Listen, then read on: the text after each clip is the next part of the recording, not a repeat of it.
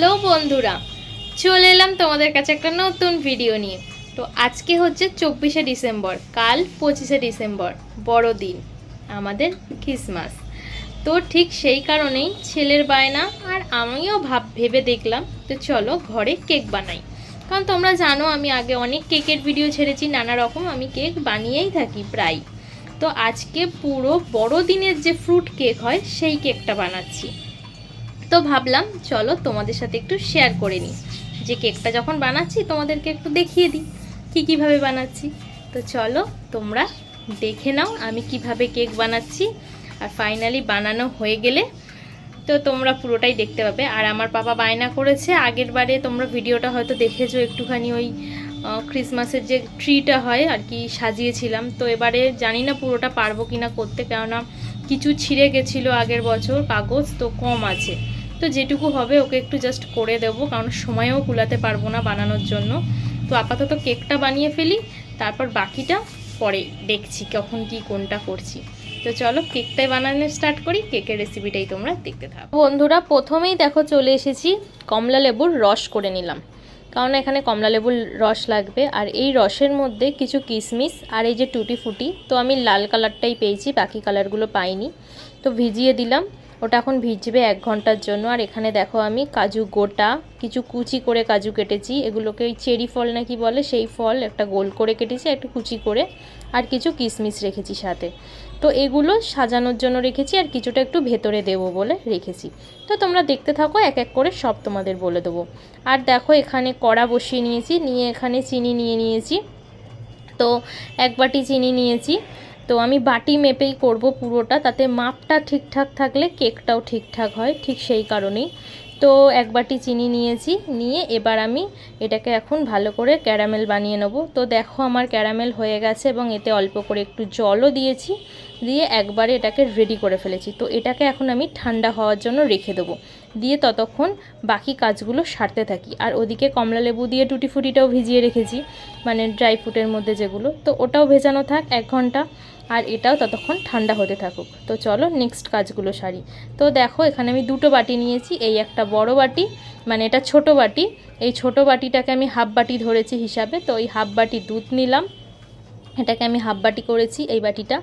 আর এর থেকেই সাইজে বড় একদম মাপ করে নিয়েছি, ওই বাটিটাকে আমি 1 বাটি ধরেছি হিসাবে, সেই হিসাবেই কিন্তু আমি কেকটা বানাচ্ছি। তো হাফ বাটি দুধ লাগবে, আর লাগবে হচ্ছে, তোমরা দেখতে থাকো দেখলেই বুঝতে পারবে, এই যে যেটা 1 বাটি বললাম এইটাকে আমি 1 বাটি ভেবেছি, এর 1 বাটির একটু কম চিনি গুঁড়ো, যেহেতু আমি ওখানে ক্যারামেলটা কিছুটা দিচ্ছি, তো সেই কারণে ততটা চিনি গুঁড়ো একটু কম 1 বাটির।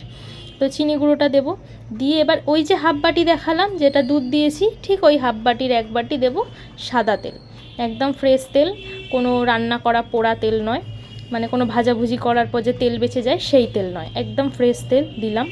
দিয়ে এবার আমি এই তিনটাকে একটু ভালো করে মিশিয়ে নেব। তো চলো এটাকে আগে আমি একটু ভালো করে মিশিয়ে ফেলি, ভালো করে ঘেটে নেবো একটুখানি। নেওয়ার পর এবার আরও কিছু মেন জিনিস দেবো। আর ওই যে 2টো বাটি দেখালাম, ছোটো বাটিটাকে আমি হাফ বাটি করেছি, আর বড় বাটিটাকে 1 বাটি, ঠিক ওই বড় বাটির 2 বাটি আমি এখন দেব ময়দা। এই যে 1 বাটি দিয়ে দিলাম, দেখো আবার আমি 1 বাটি দিয়ে দিচ্ছি। তো 2 বাটি আমি এখন ময়দা দিয়ে নিলাম এর মধ্যে।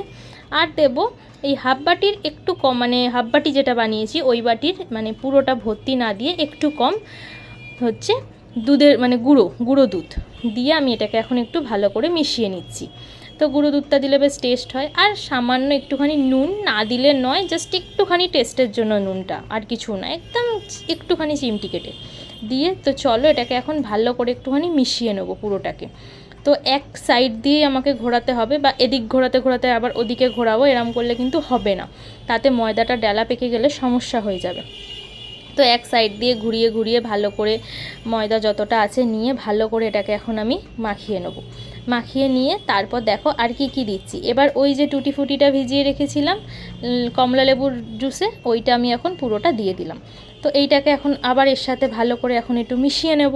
তোমরা দেখতে থাকো, দেখলেই বুঝতে পারবে আমি যেভাবে করছি। আর এই দেখো একটুখানি কাজু বললাম না কুচি করে রেখেছিলাম, সেই কুচি করা কাজু দিয়ে দিলাম, আর একটু কুচি করা চেরি দিয়ে দিলাম। দিয়ে চলো এবার এটাকে ভালো করে, আর কিছু কিশমিশ তো ভিজিয়েই রেখেছিলাম ওই টুটি ফুটির সাথে, তো ভালো করে এটাকে এখন মিশিয়ে নিই। ওই কমলা লেবু মানে যে জুসটা ছিল তার সাথে যতটা মিশবে ভালো করে এখন এটাকে মানে ব্যাটারটাকে মিশিয়ে ভালো মতো ফেটিয়ে নিই। তো ফেটিয়ে নেওয়ার পর এরপর ওই যে ক্যারামেলটা বানিয়েছি, ক্যারামেলটা আশা করি এতক্ষণে ঠান্ডা হয়ে গেছে এগুলো করতে করতে।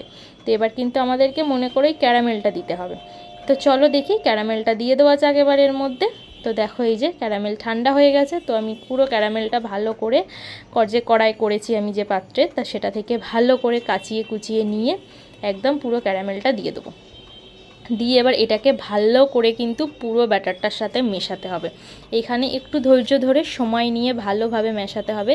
এর ফলে যে ফ্রুট কেকের যে কালারটা হয় না, কালারটা খুব সুন্দর আসবে, মানে একদম দোকানের মতোই। আমি যদি ক্যারামেলটা না দিতাম তাহলে একটু কেকটা কিন্তু অন্যরকম হতো। আর হ্যাঁ, অবশ্যই করে কিন্তু তোমরা ভ্যানিলা এসেন্স দেবে, কিন্তু মজার বিষয় আমি কেক বানালে ভ্যানিলা এসেন্স দিই না, না দিয়েই কেক করি। খারাপ হয় না কিন্তু খেতে, কিন্তু তোমরা মনে করে দিও। তো যাই হোক, চলো, আমি দেখতে পাচ্ছ কত সুন্দর কালারটা, এখনই বুঝতে পারছো পুরো কেকের কালারটা কিন্তু খুব সুন্দর একটা কালার আসবে।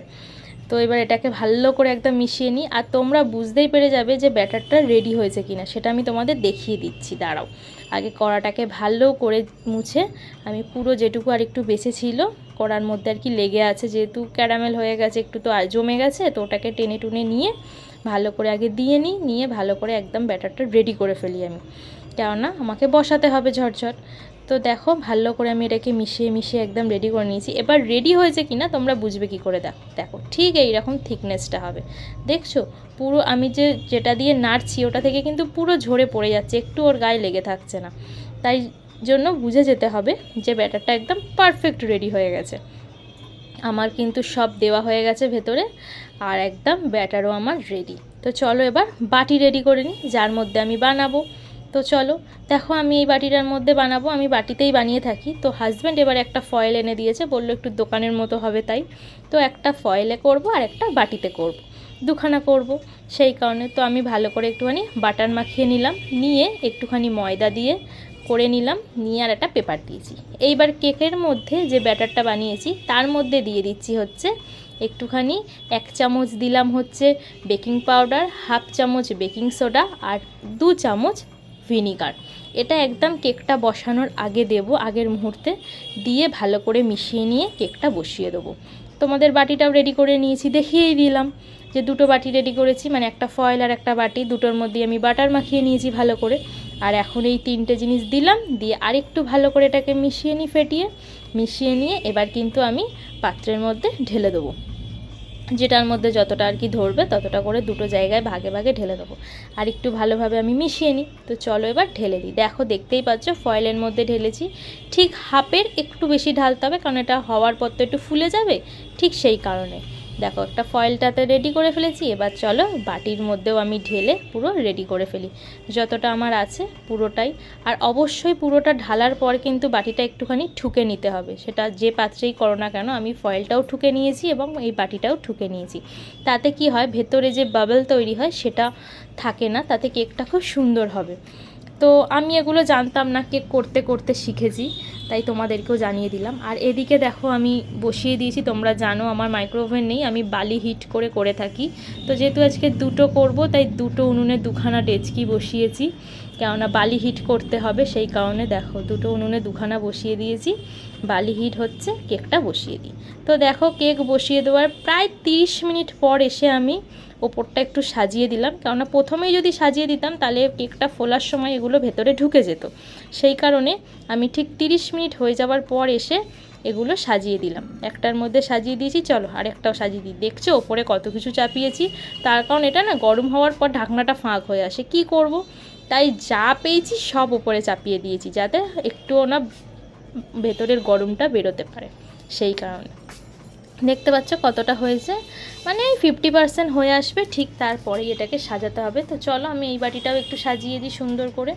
তো যেটুকু রেখেছিলাম তার মধ্যেই ওই সব কিছু দিয়ে একটু সুন্দরভাবে সাজিয়ে গুছিয়ে দিচ্ছি। তোমরা তোমাদের পছন্দ মতো পুরো সাজাতে পারো। তো চলো সাজিয়ে দিই, দিয়ে চাপা দিয়ে দিই, এটা হতে থাকুক। আবার একদম ফাইনালি হয়ে গেলে তারপর আবার তোমাদেরকে দেখাচ্ছি কেকটা কেমন হলো। আর কালকে যখন কাটিং করব তখন তো তোমরা দেখতেই পাবে কেকটা কেমন হয়েছে, তোমাদের সাথে অবশ্যই শেয়ার করব। তো সাথে চলো ওটাকে একবার খুলে দেখি ফাইনালি কি অবস্থা। ওয়াও কি সুন্দর হয়েছে, দেখতে পাচ্ছ তোমরা, তো চলো আমি একটু কাটি দিয়ে চেক করব যে কেকটা হয়েছে না আর একটু হবে। তো একটা টুথপিক দিয়ে চেক করলাম, না আমার কেক কিন্তু একদম রেডি। দেখো একটু টুথপিকের গায়ে লাগেনি। আচ্ছা একটু মাঝখানটা চেক করা যাক, অনেক সময় মাঝখানটা হতে কিন্তু একটু সময় লাগে। হ্যাঁ দেখছো মাঝখানটা কিন্তু এখনও হয়নি, সাইডটা আমার হয়ে গেছে। তো এই যে লেগে গেছে, তার মানে মাঝখানটা আর একটু হবে। তো চলো চাপা দিয়ে দিই। এখন ওই 45 মিনিট মতন হয়েছে, তাই চেক করে নিলাম। তো আর একটু 10-15 মিনিট চাপা দিয়ে এটা হতে থাকুক। আর এদিকেরটাও চলো একবার ফাইনালি খুলে ফেলেছি। তো চলো এবার কাটি দিয়ে একটু চেক করে নেওয়া যাক কেকটার কি খবর। মাঝখানটাই আগে চেক করি। হ্যাঁ মাঝখানটা হয়ে গেছে। আসলে ওই কেকটা ছোট গ্যাসে বসানো ছিল তো পাঁচটা কম পাচ্ছে, ওই জন্য ওটা হতে সময় নিচ্ছে। যাই হোক এই কেকটা কিন্তু আমাদের পুরোই রেডি। তো চলো ফাইনালি মনে হচ্ছে আমার কেক রেডি হয়ে গেছে, অনেকক্ষণ তো চাপা দেওয়া আছে। তো চলো এবার আমি একটুখানি লাস্ট চেক করে নিই। তখন এখানটা চেক করেছিলাম, তো দেখতেই পেয়েছি কেক আমার হয়ে গেছে, কিন্তু মাঝখানটা চেক করা হয়নি আমার। হ্যাঁ মাঝখানটা এবার রেডি হয়ে গেছে কেক। এখানটা একবার দেখে নিই। একদম একদম কেক আমার পুরো রেডি, আর কিছু চেক করার নেই। তো চলো এবার আমি গ্যাস অফ করে দিলাম, দিয়ে কেকটা এখন আমি আমার দুটো কেকই রেডি, তোমরা দেখতে পাচ্ছ। এটা শুধু গায়ে সাইডে যে পড়েছিল বলে এখানটা একটুখানি আর কি পুড়ে গেছে ওখানটা, এছাড়া কেকটা পুরো রেডি। তো আচ্ছা বন্ধুরা, তোমাদের কি মনে হচ্ছে বলো তো, এই কেকটার থেকে কি এই কেকটা একটু বেশি ফুলেছে না জায়গাটার জন্য মনে হচ্ছে? আমি নিজেও বুঝতে পারছি না। যাই হোক এটা কেমন হয়েছে তোমরা বলো। আর জানো তো এই কেকটার মধ্যে এই যে ড্রাই ফ্রুটসগুলো আমার দিতে না একটু তাড়াতাড়ি দিয়ে ফেলেছিলাম এইটার তুলনায়, সেই কারণে দেখো একটু ঢুকে ঢুকে গেছে। আর এইটা যেহেতু ঠিক টাইমে দিয়েছি সেই কারণে দেখো একদম ওপরে রয়েছে। এই জন্যই তোমাদেরকে বললাম। তবে একদিকে আমার এটা হওয়াতে ভালোই হলো, তোমরাও দেখতে পেলে জিনিসটা বুঝতে পারছো। ঠিক টাইমটা আধ ঘন্টা বুঝে দিতে হবে, না হলে না এই যে ঢুকে যাবে অর্ধেক, মানে ঠিক বোঝা যাবে না। এটা যেমন ঢোকেনি, কি সুন্দর ফুলে উঠেছে, বুঝতে পারলে? এটাই হচ্ছে ফারাক একটু আগে পরে দেওয়ার। তো যাই হোক তোমাদের দেখালাম আবার পরে। তো ফাইনালি বন্ধুরা সকালবেলা কেকটা কাটিং করেছি, দেখো কেকটা কতটা সফট হয়েছে আর খেতেও অসাধারণ হয়েছে। তো তোমাদের সাথে শেয়ার করলাম, আর সবাইকে জানিয়ে দিই আজকে ফাইনালি যে মেরি খ্রিসমাস। তো আমার সকল বন্ধুদের জানাই মেরি খ্রিসমাস। তো দেখো কেকটা কত সুন্দর হয়েছে, আর তোমরাও এভাবে বানিয়ে ফেলো, আশা করি তোমরাও বানাতে পারবে আর খেতেও খুব ভালো হবে। তো আমি আমার হাজব্যান্ডকে জিজ্ঞেস করলাম, সে তো বললো খুব ভালো হয়েছে খেতে। তো চলো আজকের ভিডিওটা এইটুকুই, আবার আসবো নতুন ভিডিও নিয়ে।